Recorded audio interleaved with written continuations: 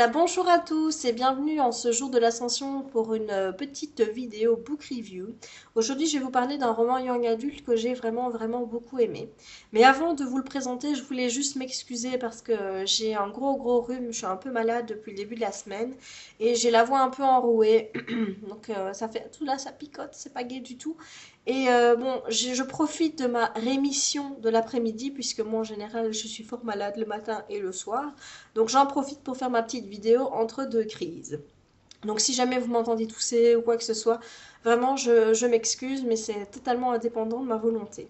Alors aujourd'hui, je vais vous parler de Intuition tome 2 de Rachel Ward, publié chez Michel Lafon. Le livre est sorti le 19 mai dernier et il coûte 15,95 €, donc 15,95 € pour les amis français. C'est un livre que j'ai vraiment beaucoup aimé. Mais avant de rentrer dans ce bouquin-là, je voulais vous rappeler un petit peu la saga, puisque j'ai découvert la saga de Rachel Ward cette année. J'ai lu le tome 1 au mois de janvier et j'avais déjà beaucoup aimé le tome 1, même si je lui reprochais quelques petites choses. Donc pour vous remettre un petit peu dans le bain, il s'agissait dans ce tome 1 de Jem, qui est une jeune adolescente de 16 ans qui avait la particularité de voir, quand elle regardait les gens dans les yeux, la date à laquelle ils allaient mourir.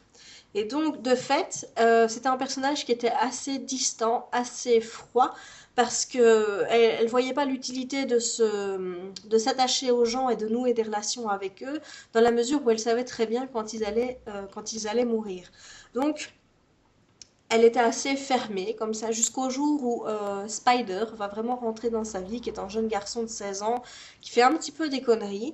Et à eux deux, ils vont vraiment vivre une aventure incroyable, sur base, ben, au départ, c'est quand même quelque chose de grave, hein, puisqu'on les accuse d'être à l'origine d'un attentat sur la tour, la Grande Roue à Londres. Et donc, ils vont devoir s'exiler, enfin bref, il y a vraiment une course-poursuite qui va suivre. Et donc, j'avais vraiment beaucoup aimé ce roman. D'ailleurs, j'avais versé une petite larme en fin de livre parce que j'avais vraiment été touchée. Mais j'avais reproché au livre de ne pas avoir assez exploité le don de Jem, dans la mesure où je pense, et je le pense toujours actuellement, le fait de voir les dates de mort des gens, c'est pas quelque chose qui est vraiment abordé dans la littérature IA actuellement, donc la littérature young adulte pour ceux qui connaissent pas l'abréviation. Donc on parle, oui, il y a beaucoup de romans beat lit, fantastiques, etc., où il y a des gens qui meurent et compagnie, mais attaquer la mort de front comme ça j'avais encore jamais vu, donc je trouvais que c'était vraiment quelque chose qui était bien amené, d'original, et je trouvais malheureusement que Rachel Ward ne l'exploitait pas assez dans son livre. C'était vraiment relégué en deuxième partie, l'histoire d'amour entre les deux jeunes étant vraiment le centre du bouquin. Donc c'est pour ça que j'avais aimé, mais en disant peut mieux faire. Et bien ici, dans ce second tome, tous mes petits reproches que j'ai pu faire au premier tome ont été balayés d'un revers de main. Vraiment, il n'en reste rien. J'ai d'ailleurs rien à dire de négatif par rapport à ce livre. Ça a été vraiment une excellente lecture. Je l'ai lu en 2 jours, je pense, en sachant que les 200 dernières pages, je les ai lues en une soirée. C'est-à-dire que c'est un roman, il vous prend vraiment aux tripes, c'est-à-dire vous le commencez, les jours s'égrènent d'abord rapidement, on arrive, on commence l'histoire, on est en juin, et genre tout de suite après, on arrive déjà au mois de décembre, sachant qu'il va se passer quelque chose au 1er janvier 2027. Donc c'est vraiment haletant d'un bout à l'autre, il y a vraiment plein de suspense et compagnie. Et une fois que vous l'avez commencé, il est très dur d'arrêter de le lire. Donc pour vous raconter un petit peu l'histoire, sans trop vous spoiler, il faut savoir qu'il peut être lu de manière indépendante par rapport au tome 1, puisque les personnages principaux ne sont pas les mêmes. Puisque ici, nous avons affaire à Adam.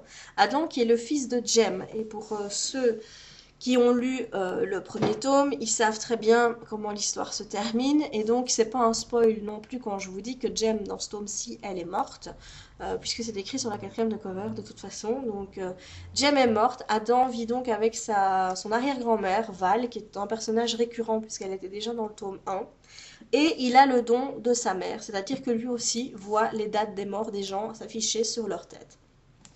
Et on suit également, parce qu'il y a 2 narrateurs dans ce bouquin, on suit également une jeune fille d'également 16 ans, qui s'appelle Sarah, qui a une histoire vraiment très triste. Moi, j'ai été vraiment très touchée par toute l'histoire de Sarah, par son cheminement. Et on apprend rapidement que Sarah également a un don. C'est pas vraiment le même que celui d'Adam. Elle a le don de double vue, mais il se manifeste dans ses rêves. C'est-à-dire que elle rêve d'un événement et ça revient et ça revient et ça revient. Donc elle se dit, ben, c'est qu'il va vraiment se passer quelque chose. Et quand elle va rencontrer Adam, d'abord elle va avoir peur de lui, tout simplement parce que elle rêve de lui. Voilà, donc je vous donne des petits éléments un petit peu éparses comme ça. Ce qu'il faut vraiment savoir, c'est que Adam n'arrête pas de voir sur les gens la date du 1er janvier 2027. Plein de gens portent cette date à Londres sur eux, donc il se dit, aïe aïe aïe, mais il va vraiment se passer quelque chose à Londres. Et Sarah rêve d'un événement qui se passe à Londres ce même jour, avec des incendies, la ville qui est totalement ravagée, et Adam qui sort de toutes ces décombres avec un bébé dans les mains. Voilà, donc ça c'est le pitch initial, je vous en dirai pas plus, à vous de découvrir le reste. Mon but c'est vraiment pas de vous spoiler, ce que je vais vous faire ici pour vous mettre dans le bain avant de vous donner mes impressions, c'est de vous lire la lettre que Jem a laissée à son fils. Donc c'est une lettre qui est dédiée à Adam. Voilà, je trouvais que c'était une jolie façon de lui rendre hommage dans ce deuxième tome. Alors, cher Adam, je t'écris ce mot, mais je sais que tu le liras quand je ne serai plus là. J'ai tant à te dire, même si ça revient toujours à la même chose. Je t'aime, je t'ai toujours aimé et je t'aimerai toujours. J'espère que tu te souviens de moi, mais si tu as un peu oublié mon visage ou ma voix, ou n'importe quoi d'autre, ne t'inquiète pas. Souviens-toi juste de mon amour, c'est tout ce qui compte. J'aurais tellement aimé être là pour te voir grandir. Seulement ce n'est pas possible. Alors j'ai demandé à mamie de s'occuper de toi. C'est un trésor, ta mamie, sois gentil avec elle, ne sois pas insolent ni rien. Adam, tu dois me promettre une chose. Je ne serai pas toujours là pour te protéger, donc je te le dis maintenant. Reste à Weston ou dans un endroit de ce genre, ne va pas à Londres, Adam. Je voyais les numéros, moi aussi. Nous sommes pareils, toi et moi. Nous voyons des choses que personne d'autre ne doit jamais savoir. Je l'ai dit à des gens, j'ai trahi mon propre secret, et ça ne m'a rapporté que des ennuis. Tu ne dois rien dire. À personne, jamais. C'est dangereux, Adam, crois-moi, je le sais. Tu ne seras pas en sécurité à Londres. Le 1er janvier 2027. Je l'ai lu sur des milliers de gens. Trouve-toi un endroit où les gens portent de bons numéros, Adam, et reste-y. Ne va pas à Londres, ne laisse pas mamie t'y emmener, et empêche-la d'y aller elle aussi, protège-la. Je vais vous quitter. J'ai du mal à m'arrêter d'écrire, à dire au revoir. Il n'existe pas assez de mots au monde pour te dire combien je t'aime. Tu es le plus beau cadeau que la vie m'ait fait, le plus beau. N'oublie pas que je t'aimerai toujours. Bisous. Des choses comme ça. Donc c'est cette lettre-là qui va un petit peu conditionner au départ Adam et son secret. Donc pour vous donner mes impressions sur ce livre, moi j'ai trouvé vraiment que la trame était parfaite, vraiment bien menée. Vous avez un suspense qui augmente de page en page, et plus vous avancez, plus on approche de cette date fatidique du 1er janvier 2027, moins c'est possible de lâcher le livre. Il faut dire non, non, non, je veux continuer, je veux savoir ce qui va se passer. Je vous dis, c'est pour ça que moi j'en ai avalé 200 pages d'un coup. C'est vraiment, vraiment très bien mené. Et ce que j'ai vraiment beaucoup aimé, c'est le fait qu'on change tout le temps de narrateur, on passe d'un chapitre à l'autre, de Sarah à Adam, ce qui permet d'avoir la vision de chacun des deux et ça donne encore plus de profondeur à l'histoire. Donc moi côté ici, côté don, côté exploitation du don, j'ai vraiment été comblée tout simplement parce que ici il est vraiment mis au premier plan. Autant je vous ai dit, Jem était plutôt quelqu'un qui voulait oublier ce don, qui ne voulait pas se mêler aux gens. Comme elle le dit à son fils, c'est un secret, il faut le dire à personne. Autant Adam, il va se dire, oui, mais peut-être qu'il y a moyen de changer les choses. Peut-être que si je vois les chiffres, c'est peut-être pour une raison, c'est peut-être pour essayer de changer ça. Et donc, il va essayer avec Sarah de tout mettre en œuvre pour essayer de prévenir le monde qu'il va se passer quelque chose le 1er janvier 2027. Maintenant, toute la question, c'est de savoir est-ce que les gens vont les croire ou pas. C'est aussi l'intérêt du livre. Donc ça, c'est vraiment quelque chose qui m'a vraiment plu. Et puis, pour le final, dans le premier tome, j'avais dit que la fin venait trop rapidement. C'est vrai que quand vous montez en intensité, vous attendez vraiment à une fin qui vous, waouh, quoi, qui vous la coupe. Et bien dans le premier tome, je trouvais que tout venait un peu trop vite et ça faisait un petit peu retomber le soufflet, du coup. Et bien ici, rien de tout ça. La fin, elle est juste magistrale. On offre vraiment, donc l'auteur offre vraiment une nouvelle perspective par rapport aux chiffres. Je peux pas vous dire plus parce que je vous dis, hein, sinon je vous perdez l'intérêt de lire le bouquin. Mais donc il y a vraiment une nouvelle petite chose par rapport aux chiffres qui dit, mais tiens, ça change la donne tout ça. Qu'est-ce qui va advenir? Et là, on se dit, mais purée, j'ai envie de lire le tome 3. Tome 3 qui ne sortira en VO que au mois de juin. Donc je pense qu'il sort aujourd'hui ou demain d'ailleurs. Je me semble que... Ou alors c'est le 2, on est le 2 aujourd'hui. Oui, ben je pense qu'il sortait le 2 aux États-Unis. Donc maintenant la question c'est de savoir, vais-je attendre ou pas? Mais avec le paquet de bouquins que j'ai encore à lire en VF, à mon avis, je pense que je vais encore un petit peu attendre. Voilà, je suis désolée. Au niveau des personnages, j'ai trouvé qu'ils étaient vraiment très très très aboutis. Que ce soit Sarah ou Adam, vraiment, l'auteur prend vraiment le temps de les décortiquer, de les façonner. On voit vraiment une évolution en eux, on les voit se construire, mûrir, grandir. Enfin, surtout moi j'ai vu plus par rapport à Sarah parce que par moments Adam est un vrai gamin. Ça m'a un petit peu énervé d'ailleurs. Mais par rapport à Sarah, il lui arrive quand même des choses assez horribles. Quand vous allez voir le début du roman, moi, ça m'a vraiment pris à la gorge. J'étais vraiment, j'ai dit, oh mon Dieu, mais c'est pas possible des choses comme ça, même si on en voit tous les jours à la télé. De le lire comme ça m'a vraiment touchée. Donc cette petite Sarah qui va s'enfuir de chez elle, qui va essayer de s'en sortir dans la vie et encore d'aider les autres en essayant de les prévenir qu'il y a une catastrophe imminente qui arrive. Ben, cette petite Sarah, elle est pleine de courage. C'est vraiment un personnage, une héroïne qu'on a envie de retenir et à qui on a vraiment envie de s'identifier parce que à elle toute seule, c'est une belle leçon d'espoir et de courage. Voilà. Donc ça, c'est vraiment un personnage qui m'a vraiment, mais vraiment touchée. À côté de ça, il y a la grand-mère, enfin l'arrière-grand-mère maintenant, Val, qui était déjà un personnage que j'avais beaucoup aimé dans le tome 1. Ici, elle est encore présente dans le tome 2, fidèle à elle-même, vraiment une mamie idyllique, un petit peu mêle-tout par moment, mais quelle mamie ne l'est pas.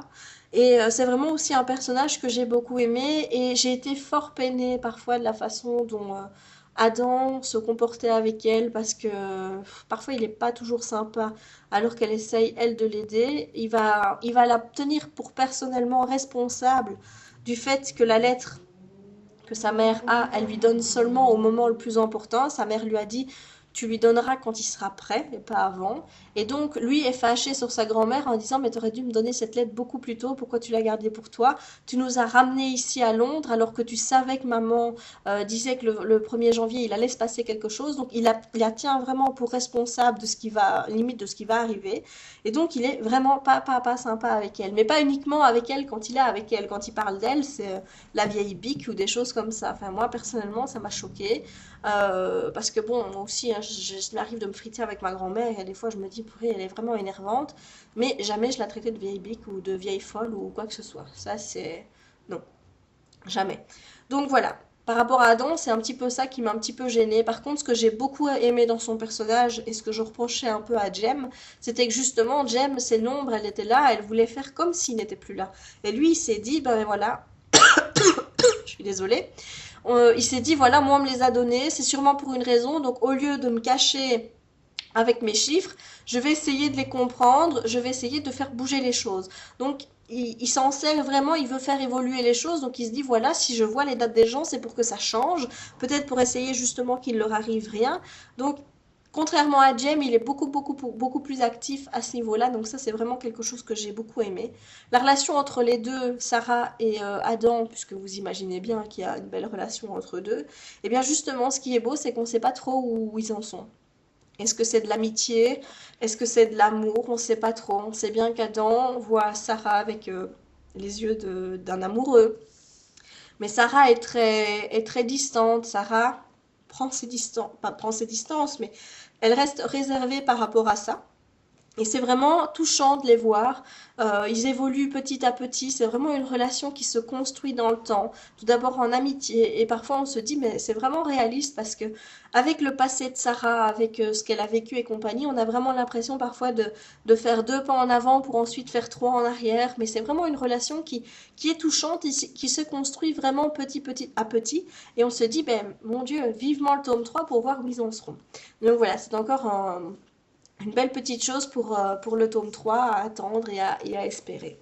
Alors au niveau du style de l'auteur, Je n'ai strictement rien à redire. C'est fluide, c'est bien écrit, ça reste simple et si comment dire, l'équilibre entre les dialogues et la narration est vraiment bien fait. La narration n'est jamais plombante. À aucun moment vous avez des descriptions qui vont vous alourdir. La narration est très fluide, très légère, ça se lit vraiment, vraiment, vraiment très bien. Moi, ce que j'ai beaucoup aimé aussi, c'est un petit peu les moments où on est dans le sentimental entre Adam et Sarah.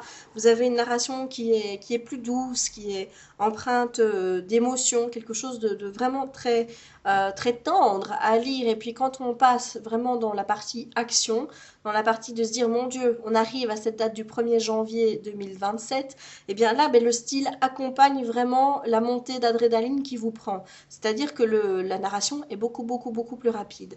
Donc c'est ça que j'ai vraiment bien aimé. J'ai trouvé que l'écriture s'accompagnait vraiment très bien avec la trame. Enfin, c'est parfait. Moi, j'ai rien de négatif à dire par rapport à ce bouquin. J'ai passé un excellent moment de lecture et je vous le recommande très fort. Alors, la seule chose que j'ai à vous conseiller, c'est que même si les deux romans peuvent se lire de manière totalement indépendante, vu que les personnages ne sont pas les mêmes, je vous conseillerais quand même de lire le tome 1 avant de commencer ce tome 2. Pourquoi? La première raison, évidemment, c'est qu'ici on vous parle de Jem. Il y a des choses sur la vie de Jem et compagnie qui sont reprises dans ce livre. Et ça vous spoil totalement sur le tome 1. Donc, forcément, autant lire l'histoire dans l'ordre, voir un petit peu la façon dont Jem a rencontré Spider, la façon dont ce qui s'est passé avec eux, leur fuite et compagnie. Enfin bref, moi, je trouve que c'est quand même plus logique de lire quand même le tome 1. Comme ça, même si vous savez ici qu'elle est morte, autant savoir quand même ce qui s'est passé avant, ce qui l'a amené là. Enfin bref. Voilà, donc c'est pour ça que je vous conseille d'abord de lire le tome 1. Et la deuxième raison, c'est que forcément, comme je vous dis, le tome 2, il est top génial. Il n'y a rien à en redire. Le tome 1, il y a des petites choses qui m'ont dérangé par rapport à ce tome 1. Donc si vous ne voulez pas être déçu, ben, autant lire tome 1 puis tome 2 pour que ça monte crescendo, plutôt que de lire le tome 2 et se dire ouais, il est pas mal, ni compagnie, et puis après retomber sur le tome 1 en disant ah non, bah, il était pas bien. Autant dire tout de suite, bah, je vais commencer par le tome 1 en sachant que le tome 2 sera encore meilleur. Voilà, tout simplement. Enfin voilà, moi c'est une saga que je vous recommande chaudement, franchement. J'adore. Le tome 3 sort maintenant aux États-Unis en VO, donc à mon avis ce sera pour 2012 ici aussi. Hein. Donc voilà, Rachel Ward, Intuition tome 2, Chaos chez Michel Lafon. Je vous recommande cette lecture. Pour moi c'est le coup de cœur du mois de mai. J'ai vraiment, vraiment, vraiment beaucoup aimé. Alors, sur ce, bah, je vais vous laisser. Je vous souhaite une excellente après-midi. Je vous dis à très vite.